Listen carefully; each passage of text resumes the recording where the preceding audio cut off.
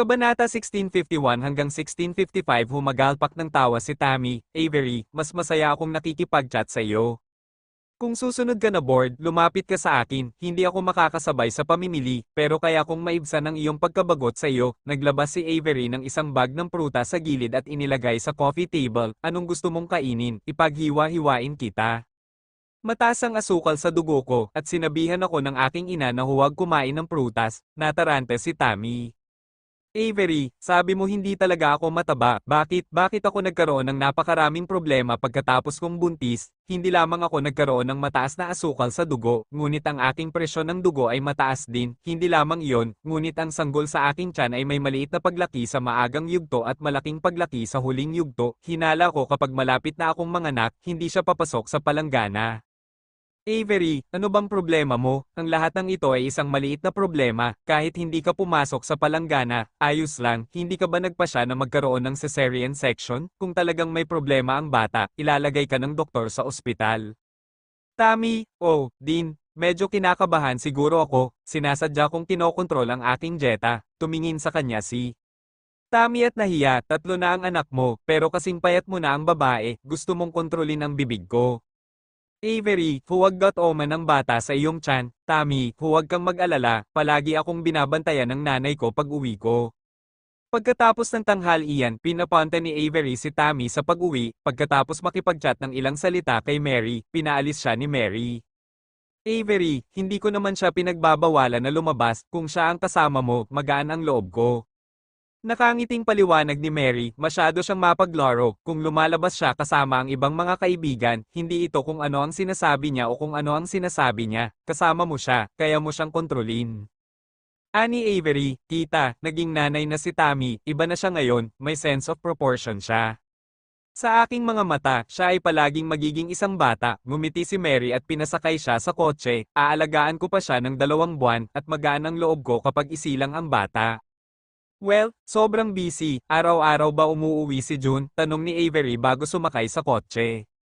Sabi ni Mary, kahit gaano katagal si June, babalik siya. Ang kanyang kumpanya kamakailan ay nakatanggap ng isang malaking order. Gusto niyang gawin ang mga bagay ng maayos at patunayan ang kanyang sarili, kaya siya ay mas matulungin, ipinaliwanag niya sa amin. Mabuti yan, kahit gaano ka pa kabisi ngayon, kapag malapit ng manganak si Tammy, kailangan mong humanap ng oras para samahan si Tammy. Sinabi namin na si June ay magsisimulang samahan si Tammy pagkatapos ng 1 buwan, nakahinga ng maluwag si Avery. Pinaandar ni Avery ang sasakyan palabas ng bahay ni Lynch, bigla niyang naalala ang balitang nakita niya sa laboratorio noong tanghali, nakakita ng isang batang babae sa kalye ang isang nasa katanghaliang gulang na babae, akala niya ay kamukha niya ang dalaga, kaya nilapitan niya ito, sa huli, natuklasan na ang babae pala ay sarili niyang anak.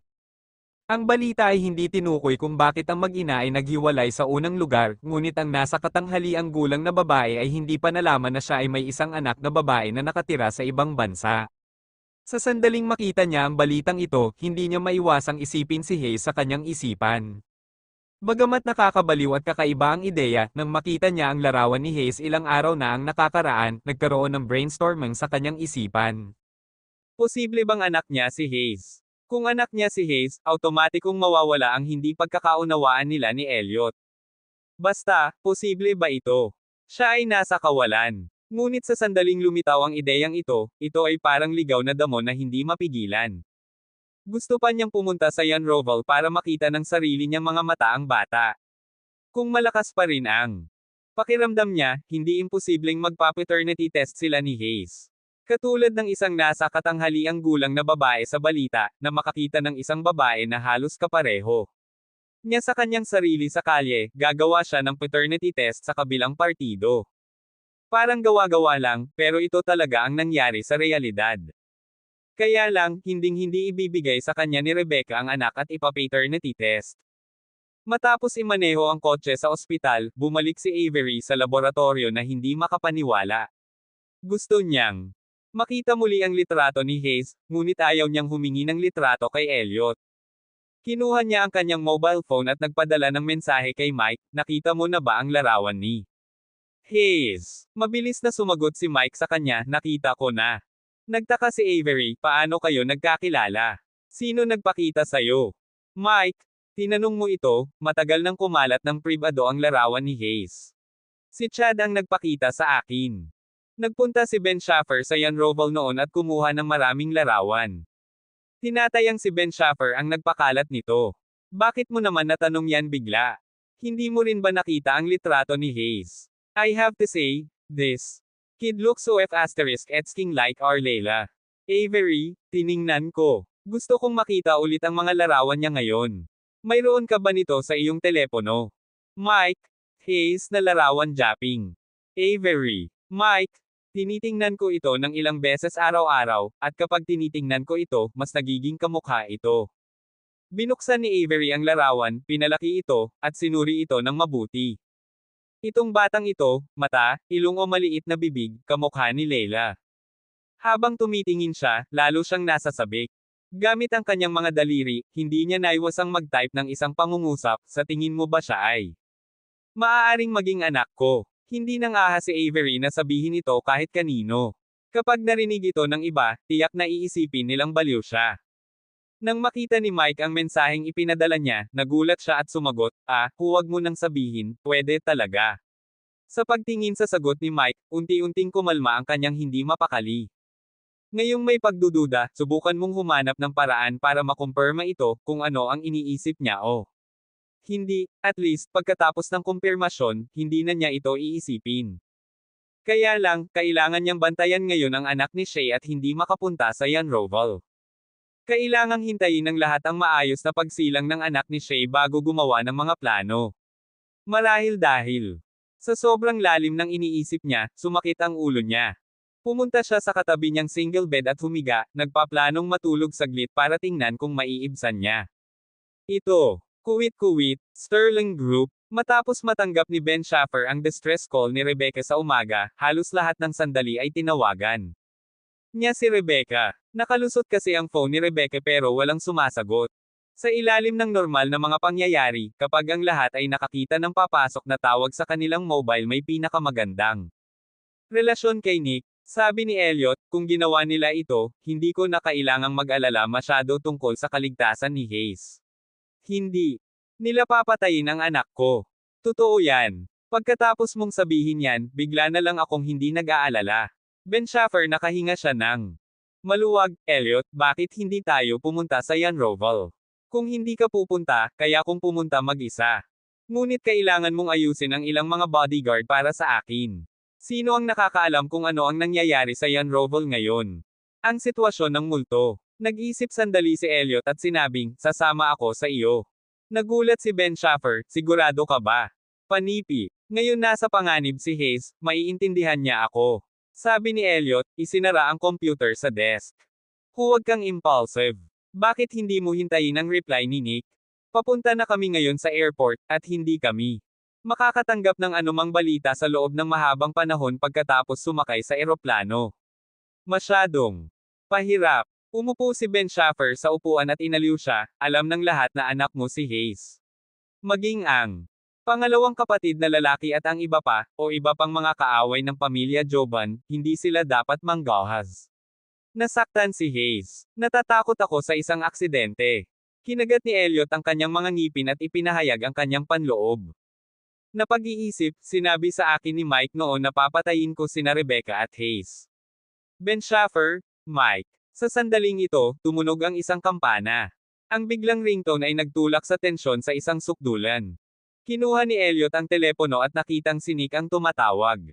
Agad na tumayo si Ben Schaffer sa kanyang upuan at humakbang papunta sa gilid ni Elliot, gustong sagutin ang telepono. Pinindot ni Elliot ang speakerphone at sinagot ang telepono. Biglang umagos ang boses ni Nick. Elliot, may malaking nangyari. Nawala na ang pamilya Joban. Bagamat si Rebecca na lang ang natira sa pamilya Joban, pinatay din ng mga kriminal ang lahat ng katulong ng pamilya Joban. Nang marinig ni Elliot, biglang nanlamig ang kanyang katawan, at isang lamig ang kumalat mula sa kanyang puso hanggang sa kanyang mga paa. Galit na umungol si Ben Schaffer, sino ang gumawa nito? Sino ang gumawa nito? Kakapanganak lang ni Hayes. Hindi mo ba pinapatawad ang bagong silang na sanggol? F6. Puno ng panghihinayang at pagdududa ang boses ni Nick, hindi ko alam kung sino ang gumawa nito ngayon. Tinanong ko ang pangalawang kapatid, at sinabi niya na wala siyang alam tungkol dito. Pagkamatay ni Kyrie, nag-abroad siya para bumuo ng mga bagong proyekto at wala na sa Ariadne ng maraming taon. Kaya ang bagay na ito ay walang kinalaman sa kanya. Ginawa ito sa labas. Sa lalong madaling panahon, ang flight ay may book.